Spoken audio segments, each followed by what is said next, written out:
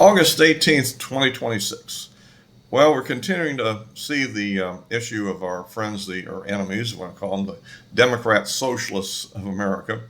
However, I'd also point out that really the Democrat Party is the Socialist Party of America. I mean, before this bunch of yahoos showed up in the last couple of years, historically, going back way back into the 1930s with FDR, they are the socialist parties, and they're the ones that introduced socialism at one level into the system, right? With the Premier Act being something that's certainly is a benefit to me and many people out there called Social Security. And then, of course, there's been a long time different push in the Democrat Party to do socialized medicine.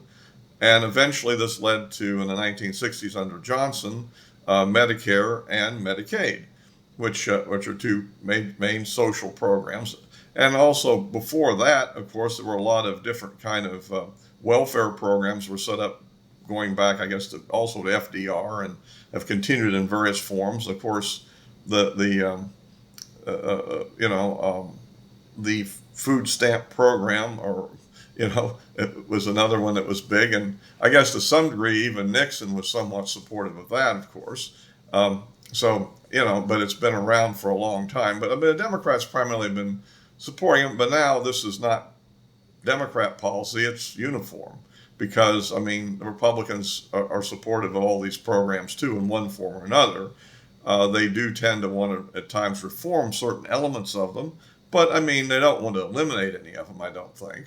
So, that's a fact. Now, what we're doing here, the DSA stuff seems to be more like just radicalism for the sake of radicalism. Why they would want to get into the grocery business? When you already have, the food stamp program, if you will. Why do we want to have them actually try to take control of corporations? To do what? The government's going to really manage them well and make them successful. It would probably, we all know that the Soviet Union had a situation where the means of production were essentially controlled by the government, and of course the system eventually fell apart. So much to the dismay of all the people that had been benefiting from it. Certainly in the 1990s and going into the 2000s, it was pretty bad for a lot of people there that had done good in the whole system, right? So in the sense that their benefits went away and the people that were, So, point is that, this is an absurd idea, and to some degree, like I've said before, these people tend to be anarchists when it really comes down to it.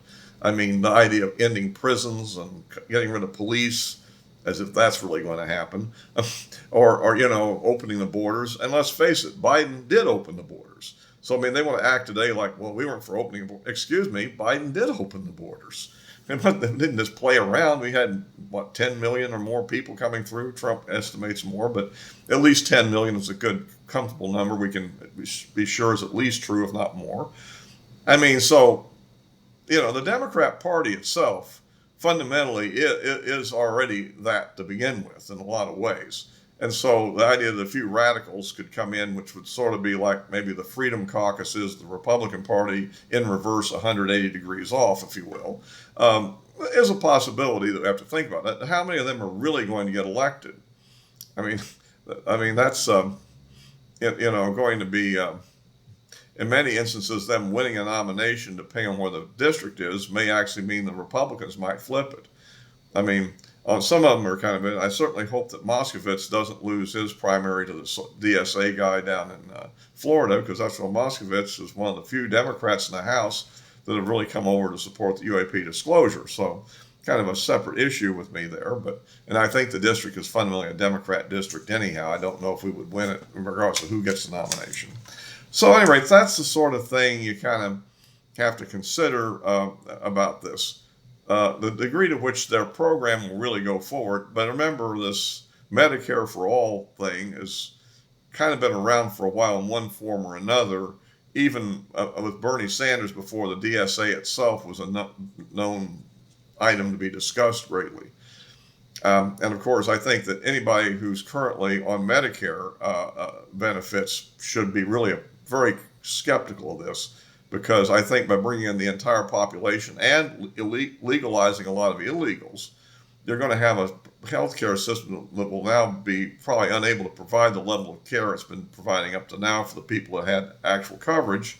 And so the result is going to be a more of a rationed and limited health care.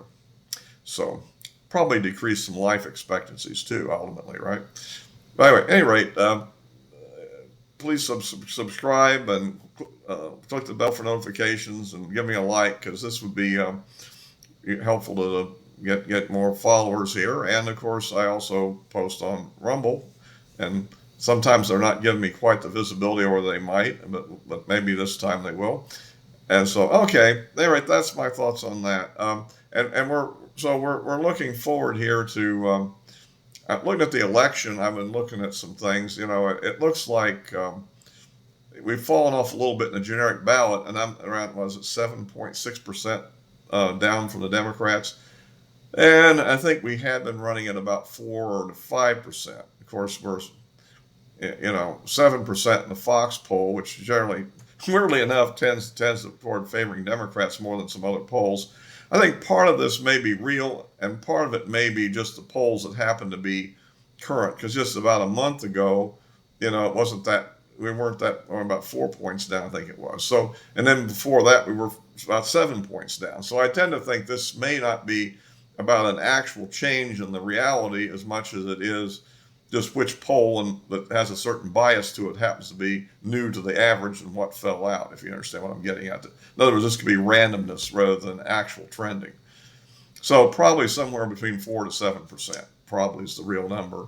And again, given the district structures, you're going to have a lot of these urban districts that are pretty heavily leveled toward the Democrats. Now, some of our attempts at creating more Republican districts may make those districts more vulnerable in a closer election. That could backfire. I was never exactly happy with some of that. I mean, if it works, great. If it doesn't work, whatever. But you do have a lot of urbanized districts that are going to go so overwhelmingly Democrat, and places in California, New York, and so forth. When you do a nationwide poll, all that comes into the mix too, and that has a big factor on it. So, at any rate, looking at some other issues, Ossoff continues to dominate. It looks like the race in Georgia. Maybe it might close up a little bit. I mean, of course, we again have an errant Fox poll that's way, I think, out of kilter with probable reality. But Georgia's been a problematic thing, partly because of Trump interventions, actually, which have been not well thought of. I mean, David Perdue, lost, and what's her name, the lady there, I forget her name, lost there in 2000 as Trump got involved and got to fighting the Senate over what to do, and then barely lost the thing, and then you had Perdue. You got Perdue running against Kemp rather than running for the Senate race, and brought in, so I think that was brought in a flawed candidate to run against the Democrat, and we lost that one. And that was all kind of his own machinations, So he does pretty good at picking winners in Republican primaries, but always sometimes messes up the general election. So anyhow, we'll see what happens on that one this time. I think now they're considering Ossoff as a presidential candidate. And of course, apparently the DSA people and Bernie Sanders apparently want AOC to be the presidential candidate for 2028. That sounds like the country heading to hell, doesn't it? But anyhow, so but that's kind of things that are out there. In Texas, of course, we have the Paxton there. I think that Paxton may have stabilized a little bit here. Of course, we have another really bad Fox poll. I think, I don't know what Fox is trying to do. Just say they're open-minded to being more Democrat than the New York Times polls, or what are they doing there? I don't know. I do think Michigan may be one that might go to our direction, which otherwise might not have, given this El Said character. And so we'll have to, that's another one to be careful about. And of course, the whole thing with the war becomes a problem too. We don't know right now. I mean, the gas prices are kind of a bit high. I don't think they're nearly as high as they were, say, during Biden or whatever. I mean, and I don't think they're really unmanageably high, but it would be nice to have them lower. Um, and we'll have to see how this all, if they can stabilize the thing. One of the problems is, of course, your strategic oil reserve. We went into it at a fairly low level because we hadn't refilled it in the year beforehand, which if we're going to go to war, we should have been working on refilling it when the prices were low, right? But we didn't do that. So that seems like the war must have been more of a last minute thought there at the beginning of the year, maybe late in the fall of 25. So right now, the memorandum of misunderstanding, as I call it, because obviously we haven't had a totally different interpretation than what the Iranians did, and certainly what the Trump critics have. So, at any rate, that has expired, and we'll have to see what happens. I tend to think, given where we are, that the best thing to do is just try to keep from shooting and try to keep it from going kinetic again, and continue to try to smuggle as much oil past the Iranians as possible, and try to keep things quiet till after the election, and then consider what to do then.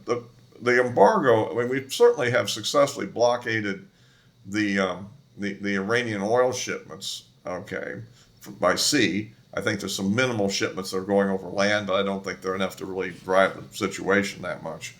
And so this is ultimately going to put some pressure on China, I think. Unfortunately, a little bit on India too. And of course, it undermines the whole sanction against Russia thing, because that means more people are going to want to buy Russian oil now. I mean, like particularly, I think the Chinese have to consider that very seriously, that their relationship with Russia is kind of important to their strategic posture. If they don't get oil from Russia, we can at any point in time reinstall a blockade of oil, going to China, and can do it far from the range of the missiles that otherwise would reach ships in the Taiwan area.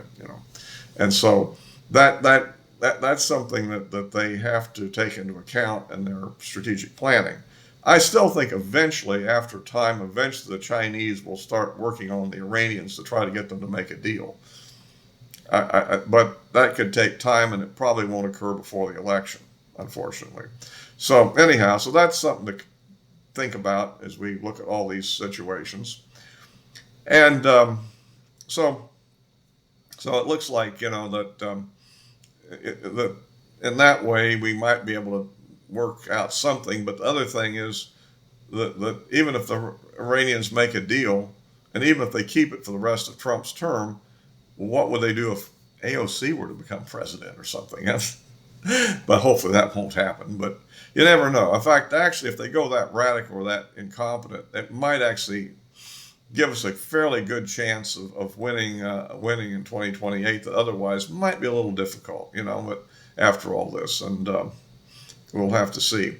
But other thing I want to mention here, today I saw an interesting movie here. It's called The Brink of War, which was basically about the negotiations between Gorbachev and Ronald Reagan 40 years ago at Reykjavik, Iceland, which was the first arms control negotiation essentially during the Reagan term, and after the Congress had blocked the SALT II agreement, which was the one that had been negotiated under Jimmy Carter.